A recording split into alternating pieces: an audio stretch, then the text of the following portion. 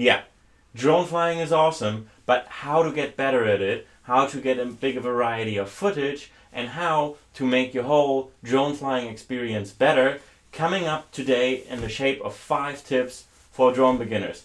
Stay tuned, it's coming right up.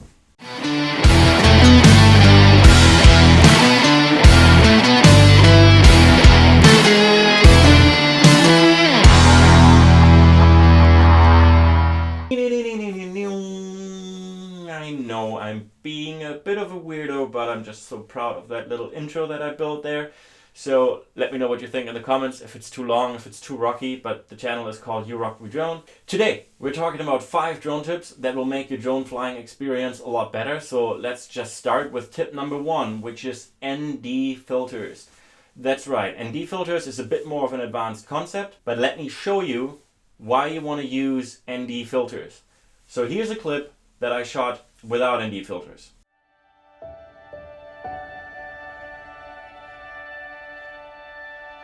And here's one with ND filters. Let's put them together.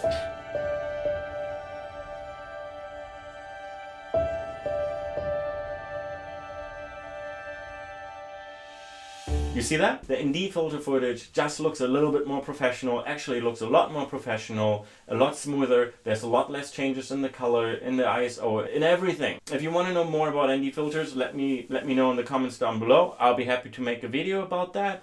In the meantime, there's a plethora of videos already on the internet. Go check out ND filters. They should be on top of your list.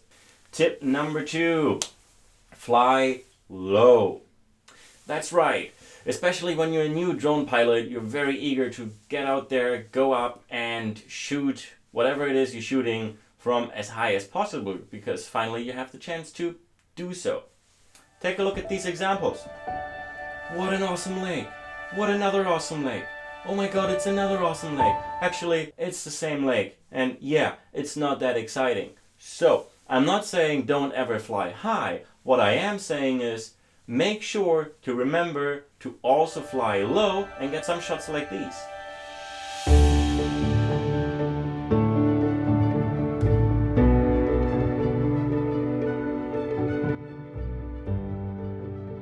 See that?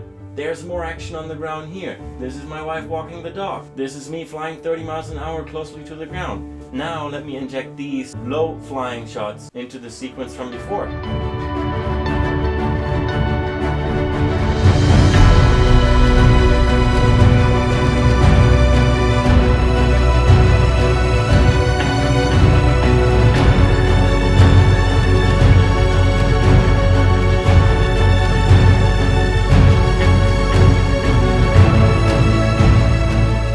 Doesn't that look more interesting? You can still show off the scenery, you can still show off the environment, but you're getting some action shots in there which make your footage a lot more interesting and a lot more pleasing to watch.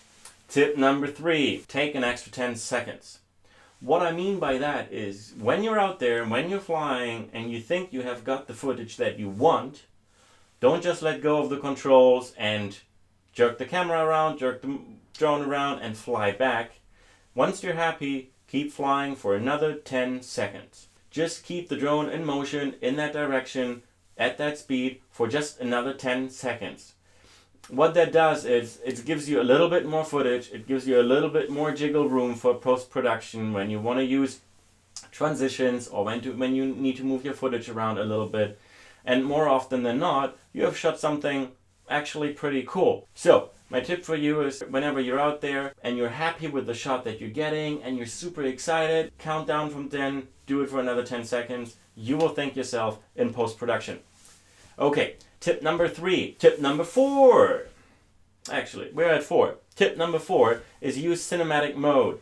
If you're flying one of the DJI drones and you're using the DJI 4 Go app, then you have cinematic mode. What is cinematic mode? It's something that you basically should use all the time. Because when you fly your drone, what happens when you let go of the controls? It stops. It stops immediately and just starts hovering. Which is a great feature, because there might be trees and shit and you don't want to fly into them. But, on the other hand, it's not that great when you want to get cinematic, more professional looking drone footage. So cinematic mode helps you with that. When you're flying in any direction whatsoever and you let go of the controls, the drone just doesn't stop immediately and starts hovering. Instead, it just slowly slows down and comes to an end then, which is really nice, helping you with getting more cinematic footage. The same applies to the gimbal. When you move the camera up to do some sort of reveal shot, for example, it's the same concept. The cinematic mode feature just helps you smoothly bring the gimbal to a stop instead of just having a hard stop, which is not nice, not cinematic. And tip number 5 is take your time and just appreciate this awesome hobby. Take your time is what I'm trying to say. What I suggest you do if you're flying a drone like me as a recreational hobby kind of thing, and mostly when you're traveling, when you get to a location, you're most likely somewhere beautiful. Before you start flying and geeking out and getting your camera settings ready and getting your drone ready and like start flying, appreciate the environment a little bit, look around and think about what you want to film. The more ideas you have of what you want to film before you start flying, the less battery you're wasting while you're up in the air. You get a much bigger variety of footage. So instead of just going ahead and flying, think about what you want to do. Maybe you want to get a shot really low to the water. You're at a lake after all. Wait a second, there's a sunset happening. Maybe I want to get a shot really low to the water, flying towards the sun so I can get the trees reflecting on the water. Maybe I do want to get a high up shot from the lake. Maybe I want to get a top down shot. Think about it, what you can do, what the environment gives you, and then when you're up in the air, you're not wasting precious battery life trying to figure out what you actually want to record today. Guys, these are the 5 drone tips that I think will make your drone flying experience a lot better and will give you a bigger variety of more professional looking footage. If you liked what you heard, let me know in the comments down below. If you want to hear more about any one of those particular topics, I'll be happy to make a video about that. Do the whole YouTube thing, like, subscribe, leave me a comment down below, and I will see you in the next one. Vielen Dank fürs Zuschauen und bis zum nächsten Mal.